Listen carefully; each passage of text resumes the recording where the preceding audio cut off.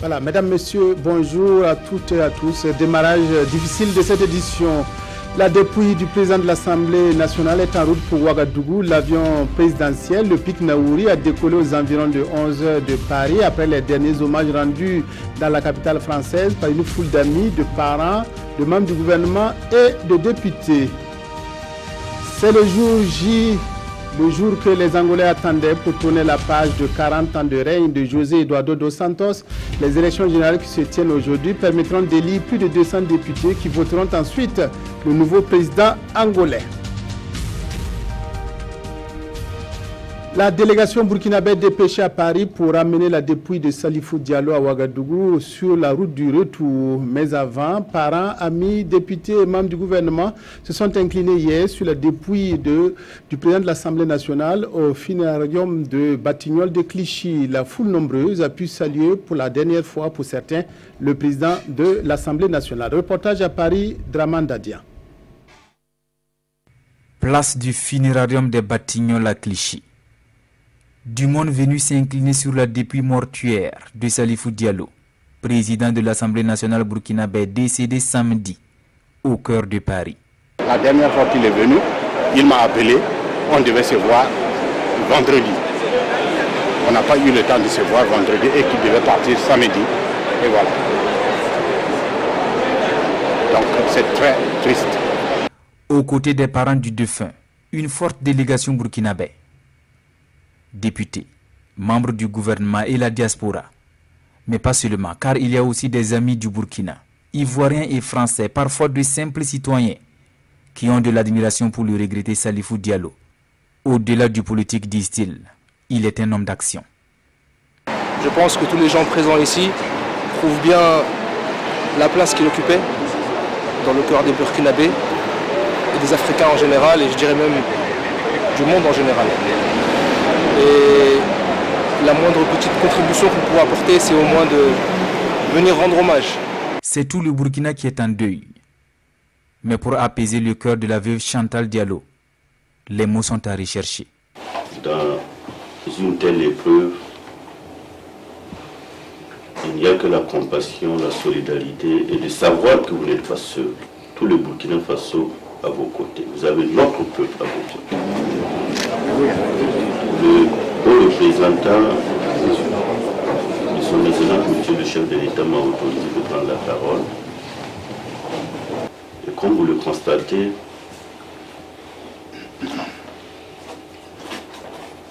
votre mari, notre président, a été un homme fortement exceptionnel. Des hommages sur fond du recueillement en terre parisienne. En attendant demain mercredi pour le rapatriement par vol spécial du corps de Salifou Diallo à Ouagadougou. Arrivée prévue dans l'après-midi. L'avion qui ramène la dépouille de Salifou Diallo à Ouagadougou a effectivement décollé aux environs de 11 h temps universel et devrait arriver ici vers 16 h.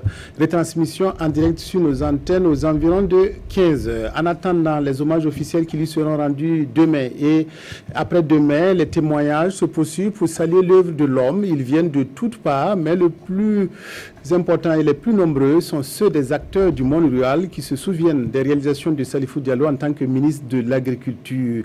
Rendons-nous dans l'ouest du Burkina avec le témoignage de l'agro-businessman Bourema Soré. Propos recueillis par Martin Zerbo et Karim Sissé. De 2000 à 2008, Salifou Diallo était le ministre de l'Agriculture. Pendant 8 ans donc, il s'était évertué à apporter des réformes dans les secteurs. Et comme réforme, on peut citer entre autres la petite irrigation villageoise, la culture du riz pluvial et celle du riz de bas-fond. Bourema Soré est un agriculteur basé à Banzon dans le Kénédougou. Il garde encore des souvenirs de l'homme comme si c'était hier. C'est Salifou Diallo qui a fait de moi un grand agriculteur. Et tous ceux qui aujourd'hui sont cités parmi les grands agriculteurs sont les fruits de Salifou Diallo. Il nous a amenés à croire en la terre. Grâce aux conseils et aux encouragements de Salifou Diallo, Bourema Soré s'est aventuré dans l'agrobusiness. Et aujourd'hui, il cultive du maïs, de la banane, du riz et du manioc sur une superficie de 350 hectares. À Banzon ici, on a eu des tracteurs, de l'engrais en quantité suffisante et des tuyaux pour faciliter l'irrigation. Et ça nous a permis d'agrandir nos exploitations et d'augmenter nos productions.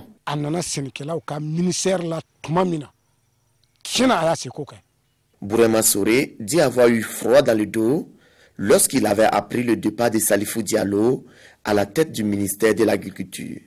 Selon lui, ce combattant des temps modernes n'avait pas encore épuisé ses projets au profit des agriculteurs. Et lorsqu'il avait signé son retour aux affaires, pour lui, l'espoir était encore permis. Mais hélas, la grande faucheuse l'a emporté le samedi 19 août 2017. Tout autre chose à présent, un médicament antipaludien testé avec succès par des chercheurs burkinabés. Selon une étude menée par des chercheurs de l'Institut de recherche en sciences de la santé et du Centre national de recherche et de formation sur le paludisme, l'administration de l'Artémère serait sans danger pour les patients souffrant de paludisme. Des essais cliniques sont là pour la tester. Reportage à Bobo de Lasso, Betty Bienaon, Moussa Sanon. De nouveaux progrès dans la lutte contre le paludisme. Des essais cliniques effectués ces derniers temps au Burkina montrent l'efficacité et la tolérance des 5 antipaludiques dont l'artéméter chez des patients observés pendant 2 ans. Le résultat des essais est présenté ici aux acteurs de la lutte contre le paludisme. Donc, très clairement, le résultat montre que ces ACT administrés de façon répétée on a exactement la même efficacité, que ce soit au premier épisode, que ce soit au dernier épisode.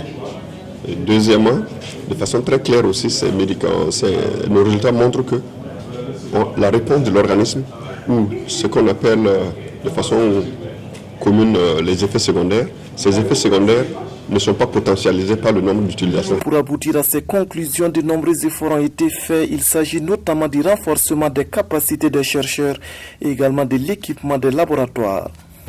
Parce que vous savez que pour les essais cliniques, le patient doit être suivi de très près, jour au jour, pour justement éviter tous les effets secondaires. Donc on avait un laboratoire capable de regarder le sang tous les jours qu'on faisait. On avait des appareils pour regarder également la biochimie. Est-ce que le cœur fonctionne? Est-ce que le foie fonctionne? Est-ce que les reins fonctionnent? C'est tout ça qu'il faut regarder. Ces essais cliniques sur le paludisme ont été effectués au Burkina par l'IRSS, l'Institut de recherche en sciences de la santé et le CNRFP, le Centre national de recherche et de formation sur le paludisme, 2 institutions membres du ROAMA, le réseau ouest-africain de développement des médicaments antipaludiques, un réseau qui bénéficie du soutien financier de l'Union européenne. Les cadres sectoriels mis en place pour l'exécution du plan national de développement économique et social PNDS continuent leur concertation. Celui consacré à la culture, sport et loisirs s'est réuni hier à Ouagadougou. Les ministères de la culture et des sports se retrouvent pour faire le bilan des programmes et projets mis en œuvre depuis le début de l'année 2017. Ibrahim Sombier, Vincent Tiendrebego. Le cadre sectoriel de dialogue culture, sport et loisirs en auto-évaluation. Ici réunis, les techniciens du ministère de la Culture et du Tourisme et ceux des sports et des loisirs examinent le niveau de la mise en œuvre de leurs activités programmées en 2017. Cette rencontre nous permettra d'apprécier l'état d'exécution des programmes d'activité pour la période du premier semestre 2017 allant de janvier à juin. La rencontre nous permettra également d'évaluer la mise en œuvre des recommandations de 2016 et surtout d'apprécier les différentes difficultés et contraintes qui se sont étalées dans le cadre de l'exécution de nos activités. Au regard des objectifs de départ, les résultats de ce mi-parcours s'avèrent insuffisants. Des insuffisances dues à de nombreuses difficultés. Nous avons connu quelques perturbations au niveau de l'administration avec comme conséquence des difficultés de mise à disposition des différents budgets. Cela a eu un impact dans la mise en œuvre des activités, mais je reste convaincu qu'avec la détermination des différents responsables chargés de la mise en œuvre, nous allons atteindre nos objectifs. Pour le reste de l'année, de nombreux défis restent encore à relever pour ces 2 départements ministériels, parmi lesquels la réhabilitation de salles de cinéma, un stade régional à Gawa et l'organisation du prochain CITO, le Salon international du tourisme et de l'hôtellerie de Ouagadougou. Des rencontres de sensibilisation sur la liberté de réunion et de manifestation sont organisées par le ministère de la Justice. Les bénéficiaires sont des leaders syndicaux et d'associations de jeunes. Ils ont l'occasion de relever le niveau de civisme de leurs militants lors des différentes manifestations qui se tiennent au Burkina. Reportage Issa Kafando, Kadisanogo. Rôle des leaders syndicaux et d'associations de jeunes dans la promotion du civisme et de la citoyenneté. C'est le thème choisi pour la tenue des ateliers de sensibilisation sur la liberté de réunion et de manifestation. Réunis à Ouagadougou, les leaders syndicaux et d'associations de jeunes sont venus approfondir leurs connaissances sur les libertés de manifestation. Pour les organisateurs, la tenue de ces ateliers entre dans un contexte bien précis et vise plusieurs objectifs. Échanger avec eux sur les textes qui réglementent la liberté de manifestation au Burkina Faso en vue de promouvoir le respect de cette réglementation et enfin de susciter la promotion de la culture du civisme et de la citoyenneté responsable. Principaux instigateurs des mouvements d'humeur, ces différents leaders constituent un public cible. Pour la directrice générale de la promotion civique, le choix de ces deux groupes sociaux est stratégique. Ces activités se mènent de façon ciblée et en fonction des groupes afin d'adapter le message à la particularité de chaque groupe cible. Ces ateliers vont coûter environ 5 millions de francs CFA au budget de l'État. Ils sont prévus pour se dérouler dans les régions du centre et des hauts-bassins. À terme, les résultats de ces ateliers seront un cadre de référence pour ces différents leaders. L'Organisation internationale pour les migrations, OIM, a mis en place un outil de collecte de données sur la traite des personnes pour permettre aux acteurs gouvernementaux de se l'approprier. Une rencontre s'est tenue lundi dernier à Ouagadougou. La formation s'est déroulée dans le cadre du projet Lutte contre la traite des êtres humains au Burkina Faso. Reportage Yacouba Gamene, Mariam Dawo, Bouma Ernest Nebié. Pour réussir son combat contre la traite des êtres humains, l'Organisation internationale pour les migrations OIM au Burkina veut mettre tous les acteurs au même niveau d'information. Après la société civile et les associations, c'est au tour des acteurs gouvernementaux de renforcer leurs capacités sur l'outil de collecte de données mis en place par l'OIM. Pour bien appréhender un phénomène, il faut disposer de données statistiques fiables. Et c'est ce qui sera fait à l'issue donc de cet atelier qui va renforcer les capacités des acteurs du terrain, qui va les outiller avec des documents qui leur permettront donc de collecter les informations utiles. Il s'agit au cours de cette formation de présenter aux participants les enjeux et les défis liés à la collecte de données ainsi que les formulaires proposés pour la collecte et le stockage des données. D'abord, il y a des actions de sensibilisation, de telle sorte que, parce que par moments, les victimes de traite même ne savent pas qu'elles sont en fait dans ces situations. Donc il faut un travail de sensibilisation, de conscientisation, afin que la pratique puisse être mieux cernée au Burkina Faso. Il faut également travailler à la prise en charge des victimes, en collaboration bien sûr avec les structures de prise en charge qui existent au Burkina Faso. Il faut également renforcer la coordination et dans ce cadre que nous avons mis en place ce groupe de travail. Cette formation s'inscrit dans le cadre du projet de lutte contre la traite des êtres humains au Burkina, un projet de 2 ans financé par les États-Unis d'Amérique. 6 partis politiques, 9 millions d'électeurs et 233 députés à élire, ce sont là quelques chiffres des élections générales qui se tiennent aujourd'hui en Angola. Le fait important de ce scrutin est l'élection des nouveaux présidents qui va succéder à José Eduardo dos Santos au pouvoir depuis 38 ans. Le président angolais ne se représente pas à la tête d'un pays secoué par la crise économique, mais passe la main à un poulain, João Lourenço. L'Angola s'apprête à élire mercredi le successeur du président dos Santos au pouvoir depuis 38 ans. Le favori de ces nouvelles élections est l'ancien ministre de la Défense, João Lourenço, ici à droite du président angolais. Il est le candidat du mouvement populaire pour la libération de l'Angola. Pour ces élections législatives et présidentielles, 5 autres partis sont en lice, dont UNITA, représentée par Isaias Samakuva, et la Kasase d'Abel Chivukuvuku. Le nouveau président aura fort à faire.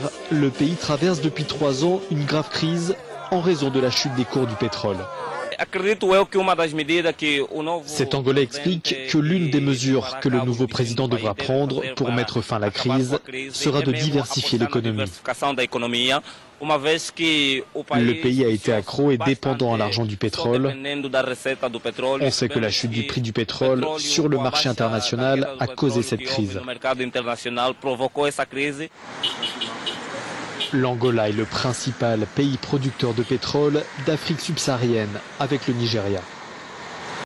La mousson est dévastatrice en Asie où les intempéries font de nombreux sans-abri. À Hong Kong, les habitants redoutent l'arrivée du typhon Ato qui a déjà balayé les côtes de Macao. Ce typhon venu du Pacifique est accompagné de vents violents dont la vitesse est estimée à 160 km/h. Bref, les Hongkongais se barricadent chez eux et désertent les rues. La région de Hong Kong se prépare à l'arrivée du typhon Ato. Les services météorologiques ont déclenché mercredi matin le signal d'alerte 10, le niveau maximum dans l'ancienne colonie britannique. Attendu dans l'après-midi, le typhon a déjà généré des rafales de vent soufflant à plus de 160 km/h. Sur l'île de Lanto, à l'ouest de Hong Kong, les vents ont déjà emporté des échafaudages, des arbres et des grues, et des quartiers entiers sont déjà inondés. Selon les autorités aéroportuaires, 420 vols ont été annulés mercredi matin et les transports terrestres fonctionnent au ralenti. La bourse de Hong Kong a été fermée et pourrait ne pas rouvrir dans l'après-midi en fonction de la météo. L'actualité nationale dominée par la disparition du président de l'Assemblée nationale, Salifou Diallo. Aujourd'hui, les préparatifs des obsèques du président de l'Assemblée nationale sont commentés dans les journaux. Vincent Tindrebego signe la revue de presse. Dans la presse ce mercredi, les premières images de la dépouille mortelle de Salifou Diallo depuis Paris. Et dans un article repris par l'ensemble de la presse nationale, les journaux soulignent l'arrivée du corps cet après-midi à Ouagadougou, à bord du pic du Naouri, l'avion présidentiel du Burkina Faso. Des réactions suite au décès du président de l'Assemblée nationale, l'Express du Faso en vient à un constat. C'est que le décès de Salifou Diallo est venu rappeler un fait, qu'au-delà de tout, les Burkinabés ont toujours su transcender leurs divergences pour se retrouver autour de l'essentiel. Opposition, majorité, société civile, milieu économique et même ses victimes politiques, tous saluent sa mémoire. Ainsi, Salifou Diallo aura réuni tout un peuple et le quotidien Bobelais de dire que ce qui doit nous unir doit être plus fort que nous, car les hommes passent, mais le pays reste. Menace terroriste, l'équipement des forces de défense et de sécurité en question dans le journal Citoyen. Plus que les encouragements, il faut des équipements, écrit le journal. Se référant à la dernière attaque à Ouagadougou, cette question de l'équipement se pose avec acuité. Car la bonne formation, la conscience professionnelle et le courage ne suffisent pas. Du courage, l'unité spéciale d'intervention de la gendarmerie nationale en a eu pour affronter les assaillants, mais le journal écrit une situation où le bouclier blindé s'est fragilisé lors de l'opération obligeant les combattants au repli tactique. Et le journal d'ajouter que si l'unité disposait d'un bouclier balistique résistant, elle n'aurait pas dû reculer avant de revenir. L'interview d'un rescapé de l'attaque dans le journal Le Quotidien semble corroborer cet état de sous-équipement, un rescapé qui en appelle à l'État et au département de la Défense nationale. Fin du journal. N'oubliez pas la retransmission en direct sur nos antennes de l'arrivée de la dépouille du président Salifou Diallo à partir de 15 h. Excellent après-midi à toutes et à tous en compagnie de la RTV.